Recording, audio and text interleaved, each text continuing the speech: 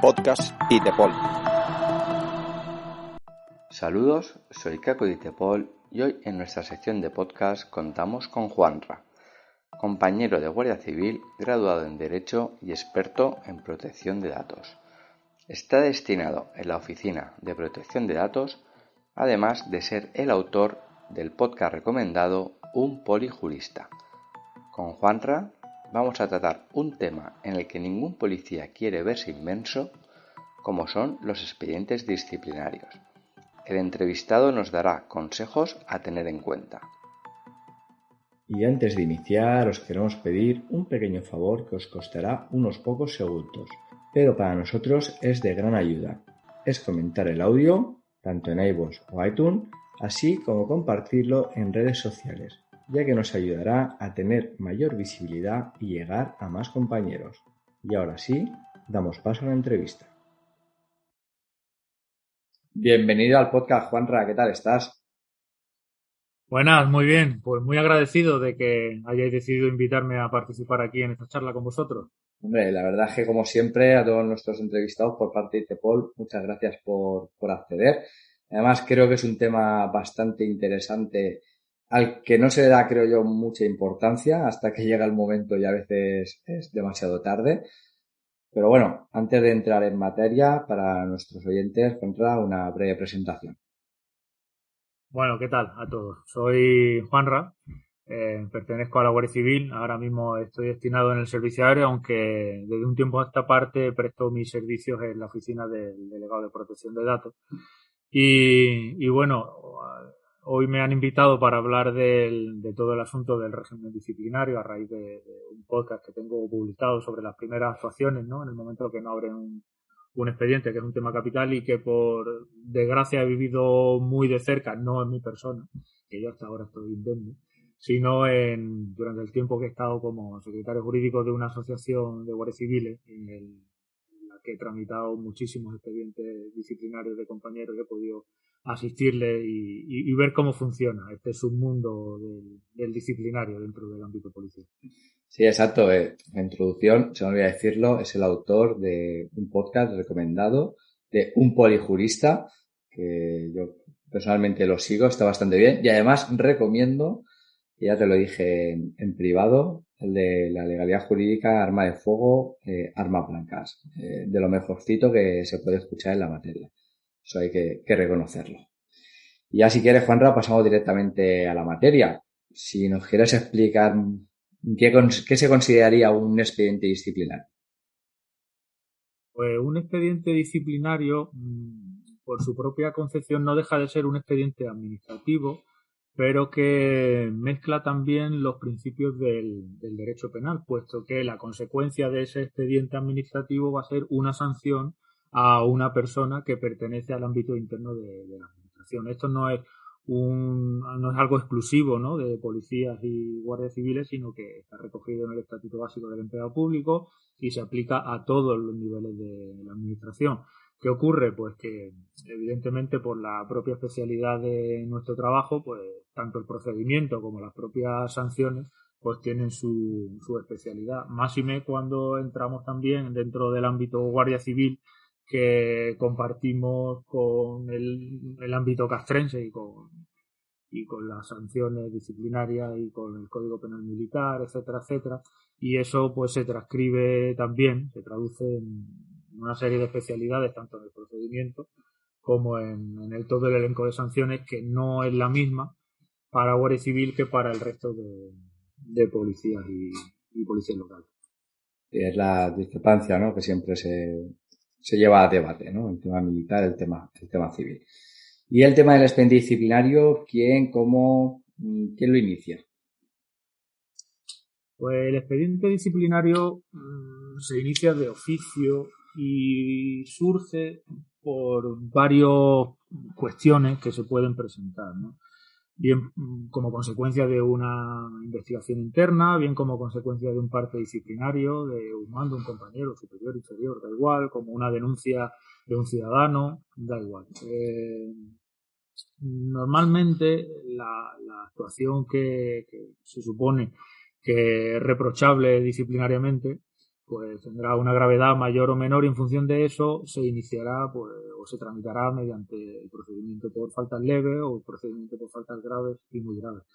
¿Qué ocurre? Que hay un asunto al que no le prestamos demasiada atención y es que en el momento previo a la apertura del expediente disciplinario se puede iniciar una pequeña, entre comillas, vamos a llamarlo investigación, ¿no? En Guardia Civil son informaciones reservadas y durante esa investigación, que parece que es algo inocuo, pues de nuestra actuación durante esa pequeña investigación previa, pues se pueden acarrear después una serie de consecuencias, ¿no? Que arrastraremos durante el resto del procedimiento. Por eso es bueno conocer, como conté a lo largo del podcast que han mencionado, es bueno conocer cuáles son nuestros derechos básicos y fundamentales a la hora de actuar desde el primer momento que nos vemos inmersos en un expediente disciplinario, precisamente para no dañarnos a nosotros mismos o vulnerar o bajar la calidad de nuestra propia defensa. Y, por ejemplo, si no, llega un día, ¿no? Y de repente el mando, el superior, pues nos llama al despacho a contar una intervención que hemos tenido, bien con un ciudadano, o no sé, a rellenar un informe o lo que sea. Y que lo que nosotros le contemos nos puede comprometer en un futuro, ¿vale? Que pueda ser un paso previo a un expediente, por ejemplo, ¿no? ¿Qué nos recomiendas en esa situación?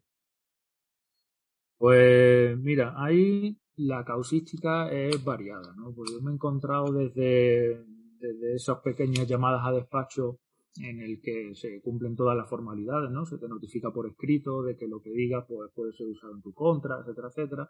Pero lo más habitual es que todo parta de una especie de charla informal o como un día más de trabajo, ¿no? En el que el jefe te llama y te pregunta, oye, ¿qué pasa con este asunto? ¿Qué pasó anoche? Oye, ayer que tengo entendido que llegaste tarde, cuéntame. Ahí es donde tenemos que poner el freno. Si nosotros creemos que de cualquier tipo de declaración que nos estén pidiendo hacer, incluso informe, etcétera, etcétera, se puede derivar algún tipo de responsabilidad disciplinaria hacia nosotros, en ese momento es donde tenemos que pararnos y decir, stop, aunque esté el jefe delante, porque además normalmente me he encontrado con ocasiones en que se juega con esa confianza que tenemos en los propios mandos y resulta que nos llaman a un despacho donde hay una tercera persona que parece que está ahí inocentemente, pero está ahí a modo de testigo, ¿no? Y nosotros siempre, tanto sea en cualquier tipo de declaración o cualquier procedimiento disciplinario, pues tenemos una serie de derechos y el fundamental y básico es al no declararnos culpables, ¿no? A no confesar contra nosotros mismos. Si a nosotros no se nos ocurre tomarle declaración a un detenido sin que esté el abogado presente, pues en este caso es similar, ¿no? En el caso de Guardia Civil, pues se nos permite ser asistidos en todas las diligencias relativas a un expediente por un abogado en ejercicio o por un guardia civil en activo.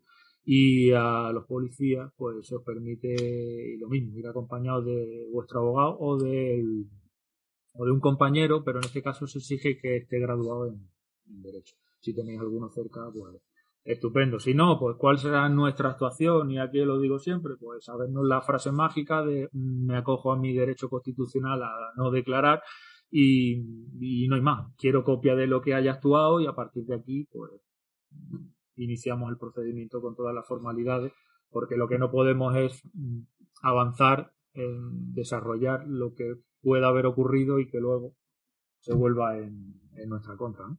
Pues hay que tener mucho ojo cuando no haya una comunicación formal y te llamen a despacho a contar la película de lo sucedido el día de antes, ¿no? Eso es lo que, en definitiva, lo que hay que tener en cuenta. Sí, eso es fundamental. Incluso ocurre una cosa que tampoco los instructores parecen tenerlo claro, que sí se da, ¿no? En el ámbito penal, porque recordemos que, como he dicho antes, todos los principios que rigen el procedimiento penal, en el que nosotros estamos acostumbrados a estar en un sitio, pues ahora vamos a estar en el contrario, ¿no? Y todos esos principios, pues, rigen igual. Entonces, por ejemplo, si yo puedo estar declarando como testigo por cualquier asunto de otra cosa, un expediente a otro compañero, lo que sea, y ahí no me acoge mi derecho a no decir la verdad o a no declararme, ¿no? Porque a no confesar contra mí mismo porque estoy hablando de un tercero, estoy como testigo. Pero si de mis declaraciones durante un procedimiento como testigo se pudiera deducir que me estoy autoinculpando, ahí el propio instructor es el primero que tiene que poner absoluto fin, parar por completo la testifical e iniciar un procedimiento con todas las garantías. Porque lo que no podemos es aprovecharnos de alguien que ha declarado como testigo bajo su obligación de declarar, decir la verdad, etcétera, etcétera, para usar esa misma base para condenarle por un expediente, ¿no? Entonces, este tipo de formalidades hay que tenerlo claro. No nos pueden obligar a echarnos sobre nosotros la culpa de cualquier asunto que haya ocurrido. Y si esa misma llamada al despacho se hiciera antes de iniciar el servicio, que vas al bar de enfrente a tomar el café y te coge el mando el superior y te pregunta ¿y tú crees que puede haber reticencias o algo? ¿También entraría ahí? ¿Podría cambiar? A ver, la causística ahí es muy variada, porque las reacciones entre mando y subordinado son muy variadas. Pero lo que tenemos que tener muy claro es que cualquier cosa que hablemos con un tercero, pues luego puede ser usado en nuestra contra, máxime si es un superior, ¿no? Si es un jefe. Entonces, si estoy trabajando, me debo al servicio y a lo que tengo que hablar con mi superior y a todo lo relacionado con ese trabajo, y si estoy en ámbito personal, entonces en ámbito personal puedo decir, oiga, yo contigo no quiero hablar nada de esto, ¿no? Porque estamos en el ámbito personal. Ahora, si el ámbito de fuera del servicio lo convertimos o lo intentamos aprovechar para usarlo a modo oficial o a modo como si fuera un interrogatorio dentro del servicio, pues ahí es donde nosotros tenemos que estar alerta y decir, oiga, si quiere usted preguntarme algo sobre eso, pues inicie las formalidades pertinentes y ya está, y tampoco pasa nada, y eso tiene que entenderlo todo el mundo. Más que nada, porque ahora poniéndome en la piel de los instructores, ¿no? Porque parece aquí siempre nos ponemos en la piel del policía díscolo, pero poniéndonos en la piel de los instructores, luego, si nosotros estamos ejercitando la acción disciplinaria en base a una potestad administrativa, pues evidentemente queremos que eso llegue a buen fin, y si realmente ha ocurrido un hecho reprobable, pues queremos que se castigue por él. Lo que no podemos es hacer mal el procedimiento para que luego en instancias superiores pues directamente se impugne y se quede sin sanción alguna actuación que debería ser sancionada, ¿no? Has dicho antes que sería conveniente estar con un compañero que se ha graduado, licenciado en Derecho, pero ¿debería ser preceptivo que esté ejerciendo la abogacía o no sería necesario?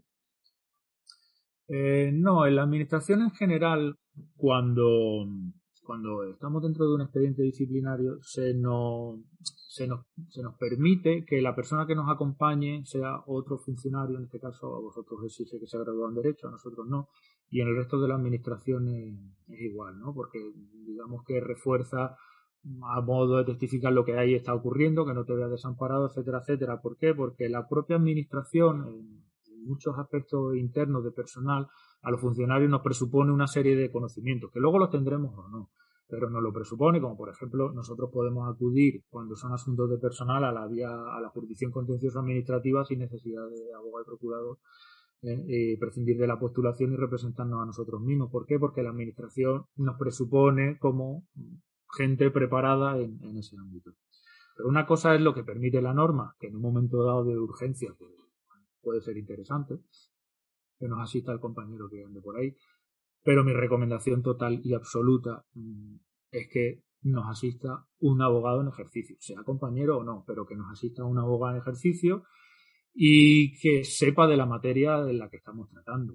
Alguien que sepa bien de derecho administrativo, que sepa bien de derecho penal, y si es alguien que ha estado relacionado o que está frecuentemente relacionado con el ámbito policial militar, pues miel sobre hojuelas, ¿no? Puesto que ya te digo que no somos tantos, aunque parece que somos muchos policías y guardias en España, no somos tantos, entonces la cantidad de abogados que tienen un nivel de conocimiento potente sobre esta materia, pues se reduce, ¿no? ¿Qué diferencia estadística entre ir acompañado de un abogado o en estas situaciones? Sí. O sea, me refiero a la hora de condenar, ¿no? De ser sancionado. A ver, yo aquí te tengo que hablar desde mi experiencia pasada y asuntos en los que he intervenido, los que he visto o directamente he tenido conocimiento. Y sí, la diferencia es abismal. Yo he podido intervenir asistiendo a algunos compañeros en asuntos disciplinarios y no ha pasado de la instrucción. Ahí se ha quedado. ¿Por qué? Porque hemos detectado una serie de irregularidades, hemos podido presentar una serie de circunstancias y ahí pasó. ¿Qué ocurre? Que una persona preparada a tu lado, un abogado preparado a tu lado en el momento de que hay una toma de declaración, etcétera, etcétera, pues puede llevarte por el camino que menos te va a dañar.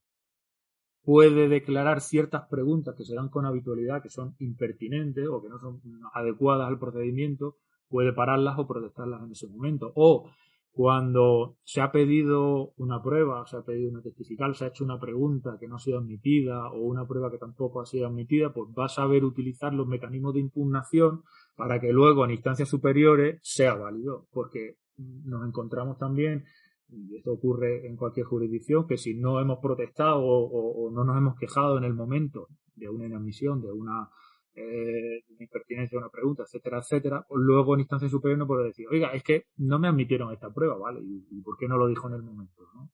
Entonces yo sé que a los instructores les fastidia mucho tener a alguien así a la hora de rellenar las actas, ¿no? Porque, oiga, incluye usted esto en el acta y protesto por este asunto y esto no me parece bien y es una continua fuente de interrupciones y un toma y daca, pero que en definitiva pues van a garantizar que el proceso pues vaya por el camino adecuado. Y ahora yendo un poquito más a la parte práctica, ¿qué se podría considerar un abandono del servicio, ¿no? Que es tan conocido de eso es un abandono del servicio. ¿Qué se podría estimar? Pues mira, sobre el concepto de abandono de servicio, hay que hacer primero una especie de llamamiento, ¿no? A que usamos abandono de servicio como un cajón desastre donde metemos cualquier cosa que esté relacionada con el servicio y que no ha hecho, sea temporal o sea de espacial o de cualquier otro tipo, ¿no? Y eso no es realmente así. Tenemos que diferenciar, por ejemplo, la inasistencia al servicio del abandono de servicio, porque aunque esto parece una perogrullada, ha tenido que intervenir el Tribunal Supremo en este asunto, y no se puede abandonar un servicio que no se ha iniciado. Es que es tan sencillo como eso, pero hasta, no sé, en Guardia Civil, por ejemplo, hasta la promulgación de la Ley Orgánica de 2007, ¿no? Donde tuvimos un régimen disciplinario un poco más moderno, pues no asistir al servicio ya era un abandono de servicio y además se relacionaba con un servicio de armas de lo antiguo de las Reales Ordenanzas, ¿sí? Una cosa ahí, un batiburrillo que podía acabar, porque a mí me han amenazado con eso, podía acabar incluso un retraso en la prestación del servicio con un delito militar de abandono de servicio. O sea, una cosa inconcebible, ¿no? En los tiempos que corren. Pero hecho ese inciso, pues ya si tenemos claro que un abandono de servicio tengo que haberlo iniciado, pues ya podemos empezar a hablar de otros tipos disciplinarios, ¿no? Como es el retraso, la inasistencia, el no realizar un servicio amparándose en una supuesta enfermedad. Entonces, en función de la afectación que tenga al servicio y otra serie de graduaciones que recogen los propios procedimientos administrativos, pues tendrá más entidad o menos, ¿no? Yo llego tarde, pues puede ser desde una mera impuntualidad, que por ejemplo en vuestro régimen disciplinario, pues si ha habido 3 en menos de 30 días ya es una falta leve, ¿no? Y que no tenga el mayor reproche la primera vez que ocurra, pues a que sea una falta leve. Y incluso, pues, si no voy, no presto servicio porque me amparo en que, oye, que me han dado la baja en la mutua, ¿no? Y luego resulta que no es cierto, pues ya estamos en el ámbito de una falta grave. ¿Qué ocurre? Aquí difieren también los regímenes disciplinarios policiales y del Guardia Civil, porque nosotros vamos un escalón más arriba.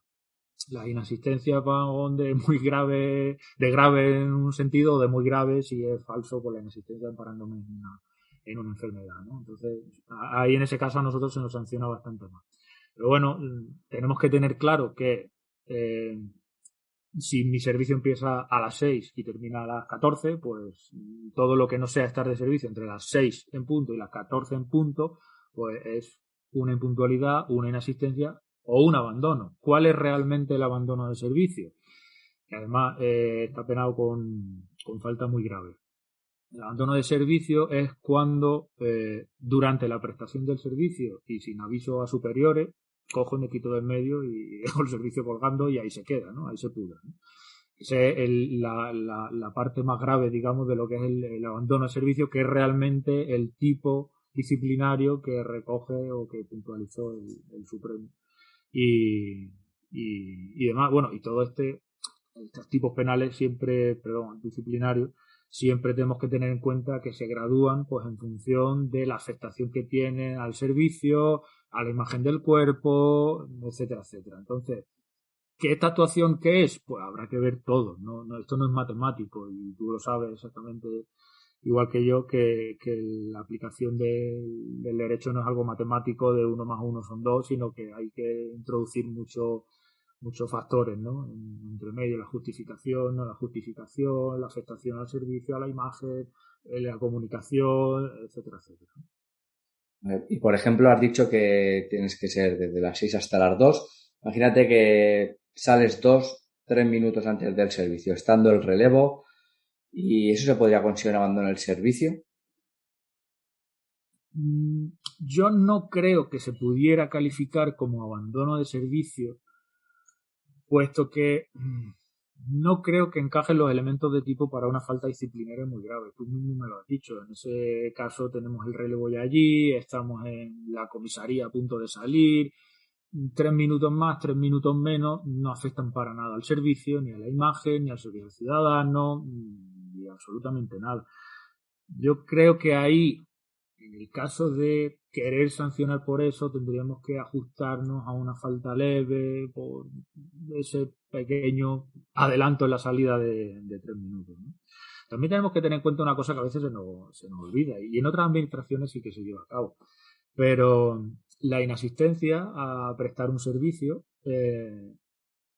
puede y debe suponer la retirada de haberes de ese día que no has trabajado o de esas horas que no has trabajado, y dice la ley independientemente de la sanción disciplinaria que proceda. Es decir, que si yo tengo un retraso de 1 hora, pues puedo acabar con una falta leve por la impuntualidad y que me hayan retirado 1 hora de sueldo o que la tenga que compensar con otro día posterior, ¿no? Uh-huh.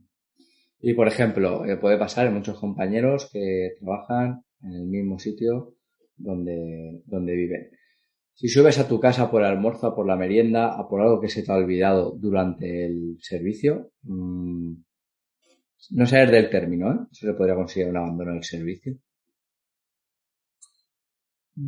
Depende de nuevo de las circunstancias que rodeen el caso. No es lo mismo a que yo esté, imagínate, un UIP en una manifestación y diga, hostia, se me ha olvidado el bocadillo, me cojo la lechera, me voy para casa, me cojo el bocadillo, doy un beso a mi mujer y me vuelvo para la manifestación, ¿vale? A que estemos en nuestra media hora de descanso, en el sitio habilitado que tengamos en comisaría, vivo enfrente, cruzo la calle y lo cojo. De nuevo hay que acudir a todas las circunstancias que rodean al caso. Sí, no, en este caso era, pues estás patrullando y dices, oye, el almuerzo, en vez de ir al supermercado, a la frutería a comprártelo, pues en vez de ir ahí, subes a tu casa, lo coges y bajas. ¿Y qué diferencia hay entre abandonar el coche patrulla para entrar a un supermercado y subir a un primero que es tu casa y cogerlo? Yo ninguna. Acuérdate también del ánimo de que tiene que tener el que está cometiendo la infracción, ¿no? Por eso te digo que cada caso es un mundo, hay que ajustarlo. Hay que ver también si tenemos instrucciones previas en concreto por parte de la jefatura de la comisaría, etcétera, etcétera. Si nuestro encargado de turno nos ha dicho algo, si hemos comunicado al encargado de turno que vamos a hacerlo o no. Ya te digo que hay mucho que valorar ahí. Luego, pues, yendo a esta situación, otra parte práctica, ¿no? ¿Has desobedecido una orden? ¿Cuándo se consideraría que hay una desobediencia a una orden de un superior? Y si esta orden tiene que ser escrita o también podría ser verbal. Voy a empezar por el final, sobre las órdenes escritas o verbales, ¿no? Porque sobre eso sí es cierto que me he encontrado mucho mito, ¿no? En el sentido de decir, oye, es que a mí me da esa orden por escrito, no la obedezco. No, una orden verbal es exactamente igual de válida que una orden escrita. Porque si no, pues estaríamos privando a la propia administración, a la policía en este caso, de un principio de eficacia y de eficiencia y de orden y de disciplina que está todo más que tasado y recogido, ¿no? Otra cosa es que, bueno, pues querramos que se nos diga delante de un compañero, que quede algún tipo de constancia de esa orden que se nos está dando, por el motivo que sea, y que podemos transmitir verbalmente, pues, en ese momento, ¿no? Y en cuanto a la desobediencia, pues el límite constitucional está ahí. La obediencia debida no existe. Es decir, no puedo desobedecer órdenes, y aquí está el matiz que yo creo que es importante, y más en los tiempos que corren con las últimas noticias, como hemos comentado antes fuera de micro, que sean manifiestamente opuestas al ordenamiento jurídico, que sean manifiestamente ilegales. Si no son manifiestamente ilegales, sino que tengo serias dudas, que yo puedo pedir las aclaraciones que correspondan dentro de las circunstancias, etcétera, etcétera, hasta quedar convencido. Pero si no es manifiestamente ilegal, me dice, oye, pégale un tiro a ese en la frente. Pues no, no, por mucho que venga mi jefe de pegar un tiro, pues no lo voy a hacer, evidentemente, ¿no?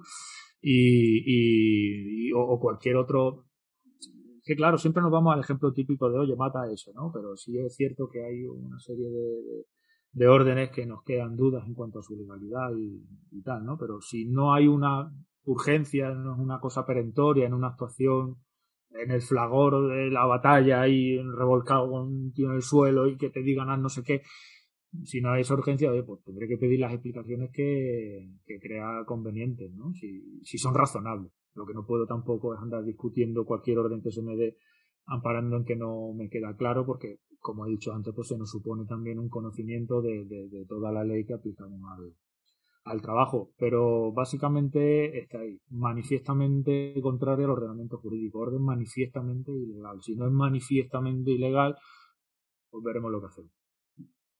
Perfecto. Al final hay un proceso largo, un expediente.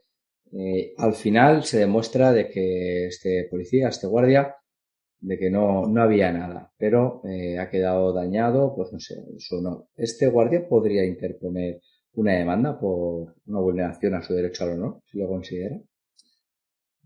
Pues volvemos a lo mismo. Si ha sido un expediente manifiestamente irregular con el ánimo de dañar su imagen o reputación o por una conveniencia, no sé, mediática o algo por así decirlo, o se le ha expuesto más de la cuenta durante la realización de ese expediente, o no se ha guardado la debida confidencialidad, el secreto de las actuaciones, etcétera, etcétera, pues sí, ¿por qué no?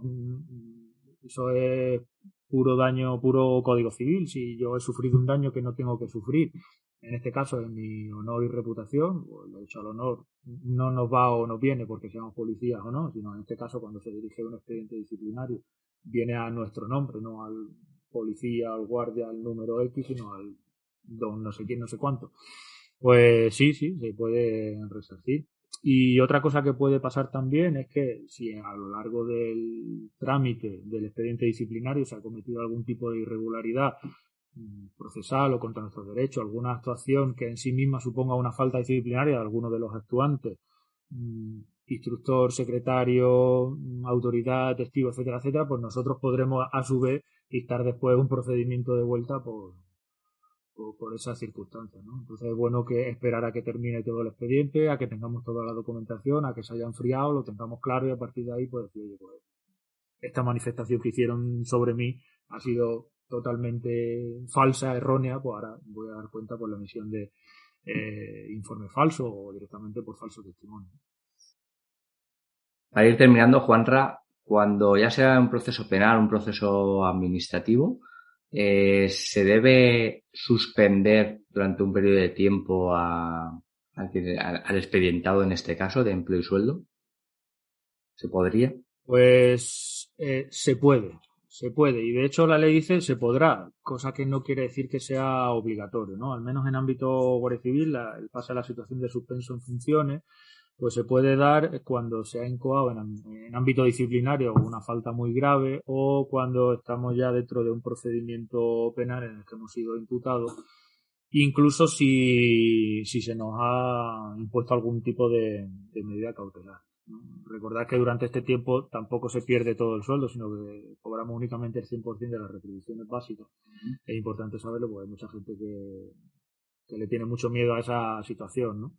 Pero es importante reseñar que no es obligatorio. En nuestra ley orgánica de personal, en nuestra ley de personal, perdón, dice que se podrá. Imagino que en este caso, pues, habrá que atender a las circunstancias del hecho concreto, ¿no? Pues no es lo mismo una imputación por un delito leve o por un delito que no tenga aviso de prosperar más allá, que por un caso supermediático, por una actuación o una posible actuación que sea socialmente muy reprobable. Perfecto. Y como bien has dicho, sería el sueldo base y los trienios, ¿no? Lo que se iría cobrando durante todo este periodo. Eso es, la retribución es básica. Y si hay algún tipo de pensión o alguna cosa por ahí, pues también. Perfecto. Y ahora ya por último, ¿qué consejos nos puede dar a nuestros oyentes sobre esta materia? Pues bueno, en el lado del encausado en un procedimiento disciplinario, ¿no? En el lado del policía díscolo o del guardia díscolo, tener claro que a veces el silencio ayuda más que la palabrería, ¿no? Siempre hay que traer a colación ese refrán que dice que uno es dueño de su silencio y esclavo de sus palabras, ¿no? En este caso es mejor callar y ejercitar la defensa bien asesorado o por otros medios como por escrito y sobre todo con la cabeza fría a dejarnos llevar bien por el calentón del momento o bien por la situación que es deseable o poco agradable, ¿no? De un interrogatorio o bien por la falsa confianza que nos puedan dar un compañero o humano, ¿no? Siempre el silencio es nuestro amigo. Luego, en ese sentido, también, pues a quien ayude o quien se encargue de la defensa en expedientes disciplinarios, que esté muy pendiente de los aspectos procesales del expediente, que muchas veces pues pueden fallar, ¿no? Las garantías del inculpado a la hora del desarrollo del material probatorio, los plazos, etcétera, etcétera, ¿no? En policía sí, por ejemplo, yo tuve la suerte de asistir a un curso no hace mucho de régimen disciplinario de policía y lo daba un oficial que estaba dentro de la parte de asuntos internos y su trabajo era continuamente el participar dentro de expedientes disciplinarios, pero en el cuerpo nuestro, como es la Guardia Civil, donde tenemos un desarrollo, un despliegue territorial muy amplio, con puestos muy pequeños y seminados por la geografía, normalmente las instrucciones de los expedientes disciplinarios recaen en oficiales o en mandos intermedios que no tienen tampoco esa soltura o esa habitualidad a la hora de desarrollarlo y bueno, pues se cometen errores que luego pueden dar incluso pie a ganar ese expediente. Por el contrario, si nos ponemos del lado del instructor, pues mi recomendación es clara. Respeto total y escrupuloso, más por exceso que por defecto, de las garantías procedimentales y los derechos del investigado.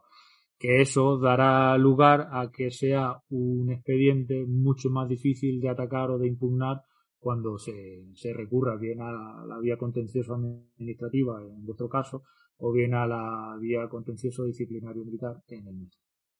Bien, pues la verdad es que muchas gracias, Juanra, por tu tiempo, por lo que nos has dicho que va a ser súper importante porque es un tema que no se tiene mucho conocimiento. Y nada, y recordamos, el podcast Un Polijurista desde ITEPOL lo recomendamos. Así que muchas gracias por tu tiempo, Juanra.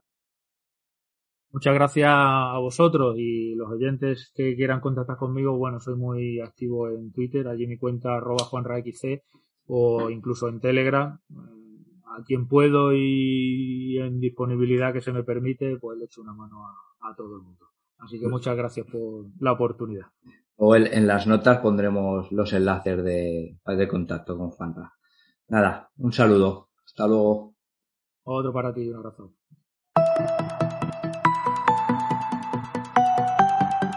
Podcast ITEPOL.